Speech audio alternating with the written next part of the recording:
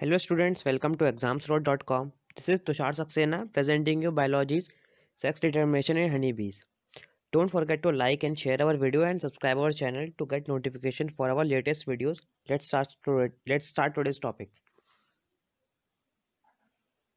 So आज हम क्या पढ़ेंगे?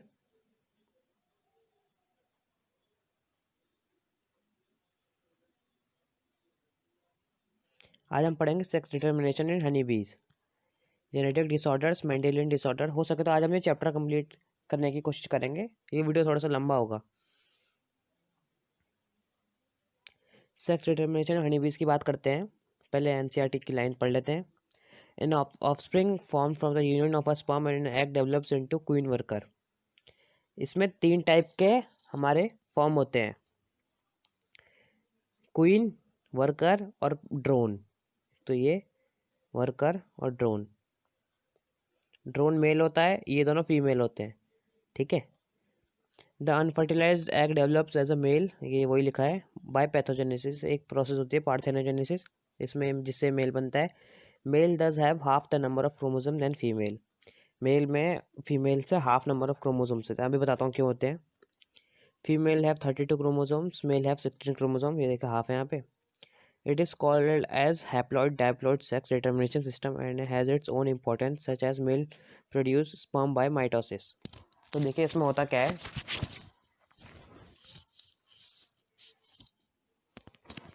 हमारे पास क्रोमोसोम दिए ये एन हैप्लॉइड दिए ये हैप्लॉइड मतलब आधे ना, मेल फीमेल से। अब ये मिलके बनाएंगे ये 2n बनाएंगे। ये 2n क्या है हमारा? ये हमारा क्वीन और वर्कर है। ये एन जब मिले ऐसे क्रॉस हुआ इनका तो ये 2n आया, तो ये हमारा क्वीन वर्कर है। ठीक है। क्वीन और क्या, क्वीन हो सकती है, वर्कर कोई भी हो सकता है, इन दोनों में से। ये दोनों फीमेल है क्योंकि ये अब जो हमारा मेल बनेगा ना, वो क्या होता है, जो एग होता है ना हमारा एग सेल पार्थोजेनेसिस से मेल बना देता है। ये एन सेम एन हो जाता है, सेम एन ही रहता है। ठीक है। तो इसको हम कहते हैं ड्रोन। पार्थोजेनेसिस से बनता है ये। ठीक है। आगे देखते हैं अब इसमें होता क्या क्या है। जो हमारा मेल होता है ना, उसमें हैप्लॉइड होते हैं। ठीक है। 16 क्रोमोसोम्स मतलब। और जो फीमेल होता है उसमें कितने होंगे, एन यहाँ से आए, एन यहाँ से आए, कितने हो गए, 32। ये 2-3 बातें याद कर रखने की इसको।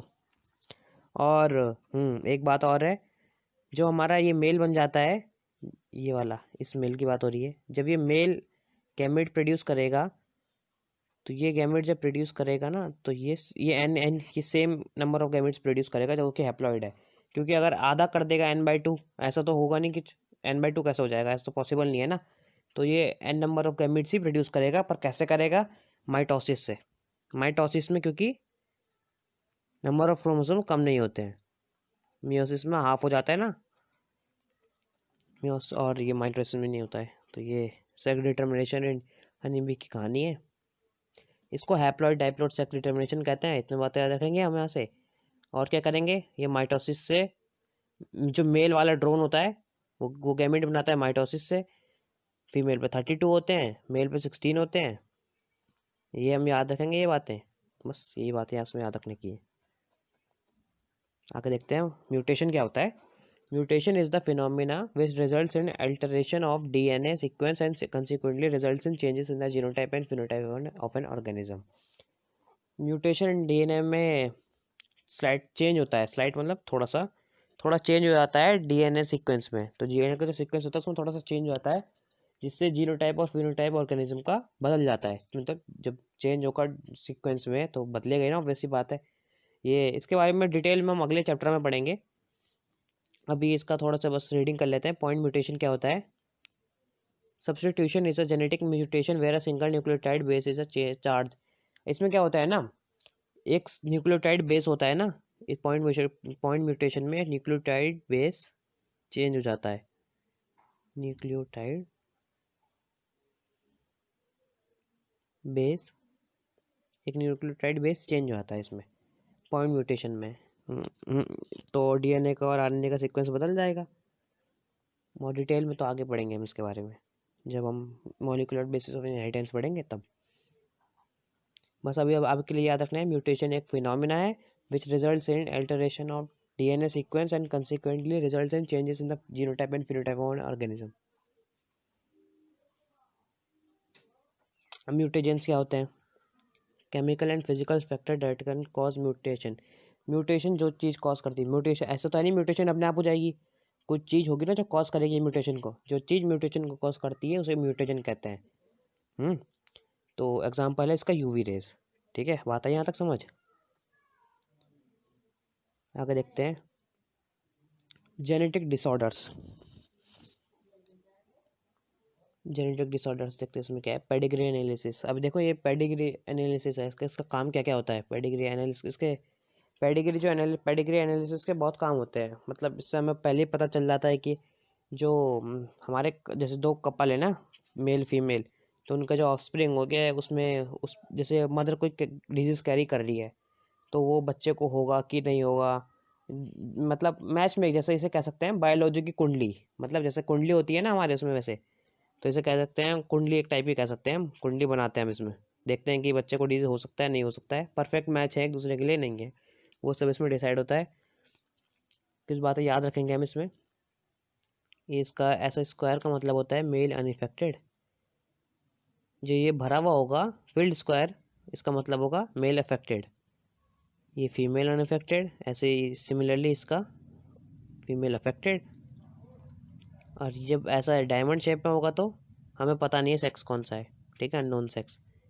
और 5 और ये क्या है, जब डायमंड में ऐसा होगा तो 5 अनअफेक्टेड ऑफस्प्रिंग, मतलब 5 ऑफस्प्रिंग जिन्हें कुछ नहीं हुआ है, जिन्हें कोई अफेक्ट नहीं हुआ है, मतलब जो नॉर्मल एकदम। और इसका क्या मतलब है, सर्कल और डॉट, इसका मतलब है करियर फीमेल, मतलब जो फीमेल है वो कैरी कर रही है हमारा डिजीज़। जैसे कोई भी एग्जांपल ले सकते हैं हम, जैसे कोई भी एग्जांपल ले सकते हैं, जैसे हम कोई भी डिजीज़ कैरी कर रही है वो, जैसे कलर ब्लाइंडनेस। कलर ब्लाइंडनेस बहुत कॉमन एग्जांपल, तो उसमें ऐसे डॉट लगा देंगे तो करियर फीमेल। ठीक है, अब ये देखो इसमें इसका मतलब क्या है, ये 3 हो गई हैं, हमने यहाँ देख लिए थे। तो ये हैं अनअफेक्टेड इंडिविजुअल्स, मतलब इन्हें कोई इफेक्ट नहीं है। अफेक्टेड इंडिविजुअल्स फील्ड है ये। ठीक है, इसका क्या मतलब, मेटिंग। जब ये स्क्वायर वाला, स्क्वायर मतलब मेल, फीमेल लाइन बनाई मतलब मेटिंग, मतलब शादी, मैरिज।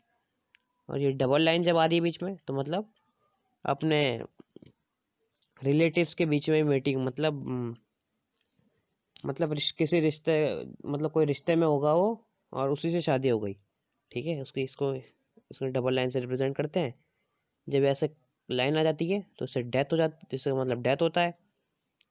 अब उसका क्या मतलब, ये पेरेंट्स हैं, ये हमारा चाइल्ड है, मतलब parents are unaffected but child is affected. इसका मतलब क्या हुआ, जो ट्रेट होगा वो रिसेसिव रहा होगा, कि पेरेंट्स में तो नहीं दिखा क्योंकि रिसेसिव था, पर बच्चे में दिख रहा है। ठीक है, इस ये सन इस मेल के लिए, फीमेल के लिए, इसके लिए इसका क्या मतलब है, ना पेरेंट्स इफेक्टेड है ना बच्चा इफेक्टेड है, तो मतलब कोई भी इफेक्टेड नहीं है इसमें। ना तो मदर अफेक्टेड है ना फादर अफेक्टेड है, पर दोनों बच्चे अफेक्टेड हैं। ये ऐसे बातें याद रखेंगे, इससे याद रखेंगे, एक बार देख लीजिए, स्क्रीनशॉट ले सकते हैं आप।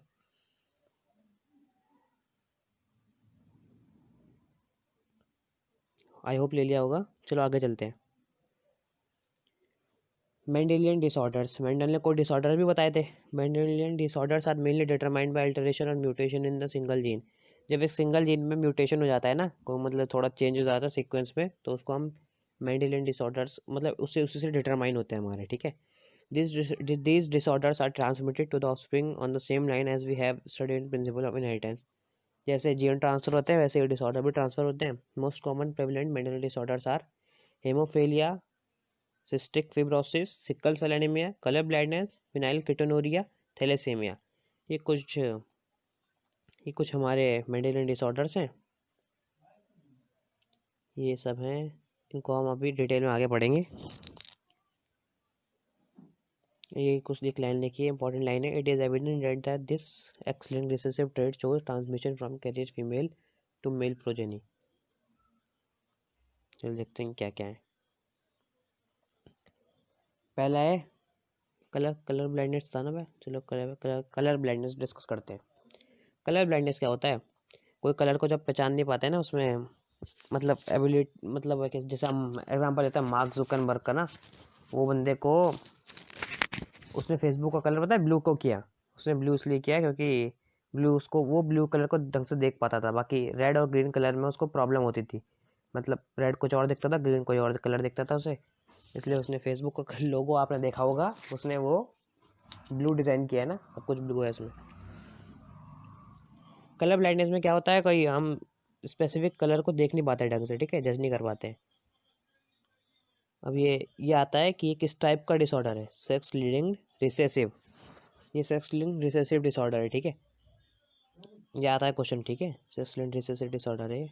It is a genetic disorder which is inherited from the mother. ये मदर से इनहेरिट होता है, ये बात याद रखनी है हमें। It is cause due to defect in other red और green cones of the I.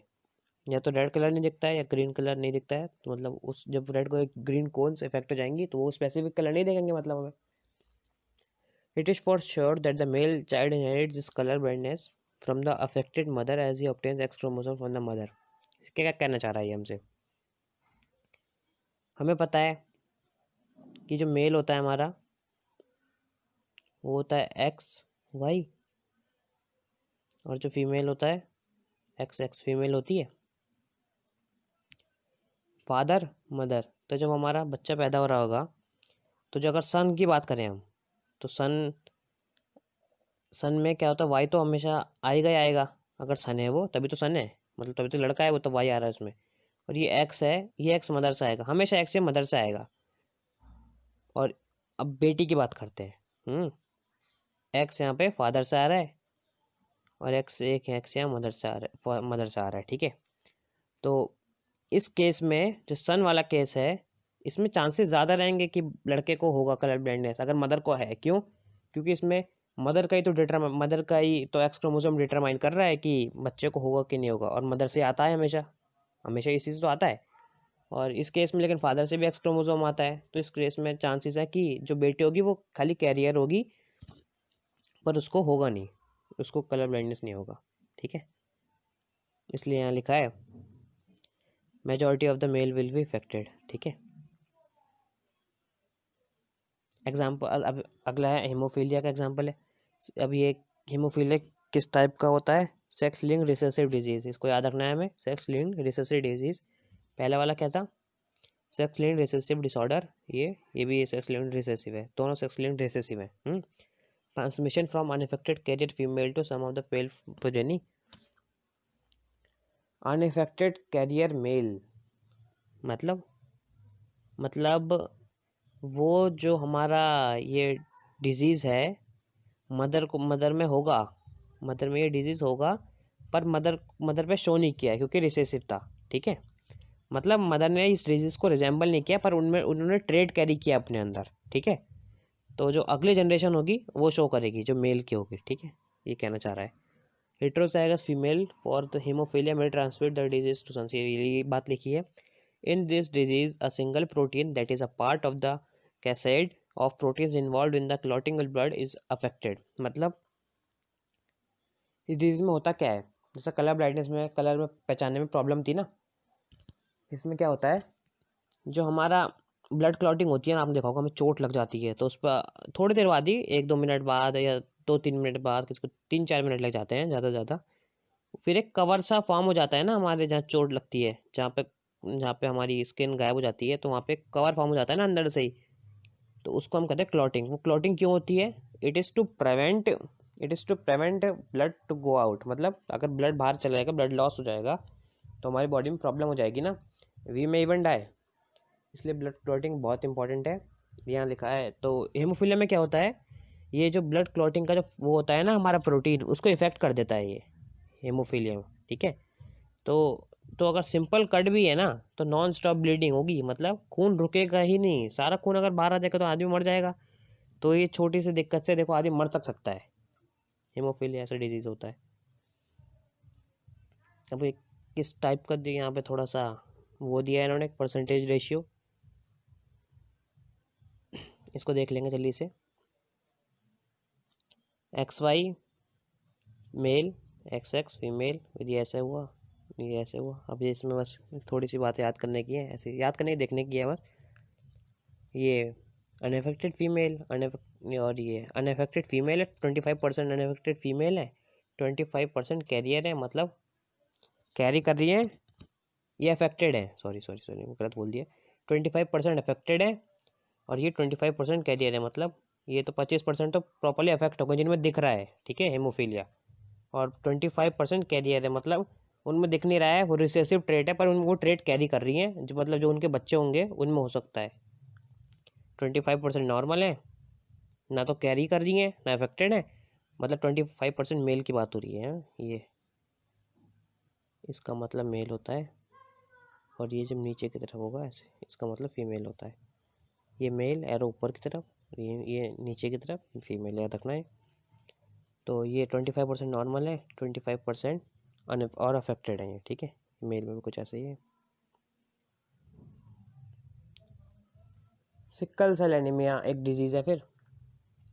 This is an autosomal linked recessive trait. इसमें याद रखना है क्या है, ये ऑटोसोम लिंक्ड रिसेसिव ट्रेट, ठीक है। जैसे सेक्स लिंक्ड रिसेसिव था, ऐसे ऑटोसोम लिंक्ड रिसेसिव है, ठीक है। That can be transmitted from parents to the offspring when the both parents are the carrier to for one gene और heterozygous. The disease is controlled by a single pair of allele HBA HBS caused by only in homozygous individual for HBS and HBS, ठीक है। When glutamic acid at the sixth position of the beta globin chain of the hemoglobin replicates by valine, it causes low oxygen cone causing change in shape of RBC from biconvex disc to elongated sickle like structure। तो इसमें क्या होता है, ये एक disease है, autosomal linked recessive disease है, recessive, ठीक है। तो जो ग्लूटामिक होता है ना, सिक्स पोजीशन में बीटा ग्लूटामिक हमारी चेन होती है हेमोग्लोबिन की, ठीक है। तो उसमें जो सिक्स पोजीशन पे जो होता है हमारा ग्लूटामिक एसिड, उसको रिप्लेस कर देता है ये, अरे सॉरी, जो सिक्स पोजीशन पे हमारा ग्लूटामिक एसिड है, ये है ना सिक्स पोजीशन में कोई एसिड है हमारा ग्लूटामिक एसिड, तो हेमोग्लोबिन के अंदर, तो उसे ये वैलिन ये कर देता है, रिप्लेस कर देता है। तो क्या होता है, वैसे नॉर्मली क्या होता है, आरबीसी का शेप बाइकॉनकेव होता है, पर इसकी वजह से जब ये वैलिन आ जाता है तो हमारा शेप हो जाता है सिक्कल की तरह, ठीक है। सिक्कल लाइक स्ट्रक्चर फॉर्म कर देता है, इलोंगेटेड मतलब लंबा। ये होता है सिक्कल सेल एनीमिया में। फिनाइल कीटोनूरिया, ये ऑटोसोमल लिंक डिजीज़ है, ये बात याद रखनी है हमें। Autosomal link disease mainly affects newborn's, जो बच्चे जस्ट पैदा हुए उन्हें अफेक्ट करता है disease. Phenylketonuria is an inherited error of metabolism caused by a deficiency in the enzyme phenylalanine hydroxylase। ये क्या होता है, ये जब एंजाइम की डेफिशिएंसी होती है, इसको मैंने पिछली वीडियो में बताया था आपको, जब इस एंजाइम की डेफिशिएंसी होती है तो हमें फिनाइल कीटोन्यूरिया हो जाता है, क्योंकि एक टायरोसिन हमारा फॉर्म नहीं होता है, ये पिछली वीडियो में बताया था आपको, याद होगा तो। Loss of this enzyme results in mental retardation, जब ये एंजाइम नहीं होगा तो मेंटल रिटार्डेशन होता है। Organ damage, unusual posture in case of maternal और सेवरली कंप्रोमाइज इन प्रेगनेंसी, ठीक है।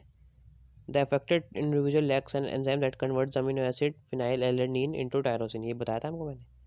फिनाइल एलेनिन ये हमारा बॉडी में आता है, फिनाइल एलेनिन करता है, फिर ये फिनाइल एलेनिन हमारा टायरोसिन कन्वर्ट करता है। टायरोसिन नहीं होगा तो ये सब हो जाएगा, तो मतलब टोटली ये नहीं होगा तो ये सब हो जाएगा।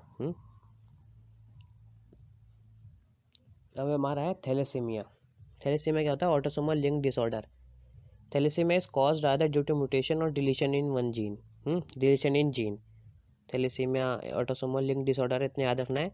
There are two types of thalassemia. Alpha thalassemia occurs when a gene और genes related to the alpha globin protein are missing और चेंज्ड। जो हमारा अल्फा ग्लोबिन प्रोटीन होता है, या तो उसमें कुछ मिसिंग है, या तो चेंज हो गया हो, या तो म्यूटेशन हो गया हो, या कुछ मिसिंग है, तब अल्फा थैलेसीमिया हो जाता है। It is controlled by HbA1 HbA2 chromosome 16 of each parent, 16 यहाँ से, ठीक है। Beta thalassemia occurs when similar gene defects affect production of the beta globin protein controlled by a single gene HBB on the chromosome of each parent, मतलब ये खाली इससे effect होगा और इसमें इन दोनों से, ठीक है। इसमें सिमिलर बीटा है, इसमें अल्फा में डिफरेंट वाला, ठीक है, ऐसे याद रखना है। क्रोमोसोमल डिसऑर्डर्स हैं कुछ। अब ये 3 क्रोमोसोमल डिसऑर्डर्स बचे हमारे लास्ट इस चैप्टर में, चैप्टर ख़त्म हो जाएगा। The chromosomal disorders on the hand are caused due to absence or excess or abnormal arrangement of one or more sex chromosome.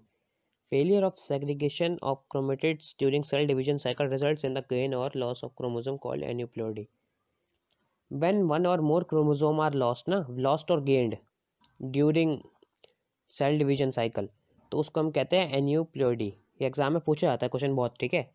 तो क्या है, वन और मोर क्रोमोसोम या तो लॉस्ट, वन और मोर या तो लॉस्ट होंगे मतलब खो देंगे हम, या गेन होंगे, उस कंडीशन को हम कहते हैं एनीप्लॉइडी, ठीक है। और एक कंडीशन जिसमें एक extra set of chromosome gain होगा, extra set of chromosome set, ठीक है, सेट की बात हो रही है, गेन होगा, extra set of chromosome gain होगा, उसको हम कहेंगे पॉलीप्लॉइडी। वन और मोर लॉस्ट या गेन होंगे तो एनीप्लॉइडी। एक्स्ट्रा सेट ऑफ क्रोमोसोम खाली गेन होगा, लॉस्ट नहीं, खाली गेन होगा, उसको कहेंगे पॉलीप्लॉइडी। अब ये 3-4 डिजीज दे रखे हैं नीचे में, तो साफ कर देते हैं पहले।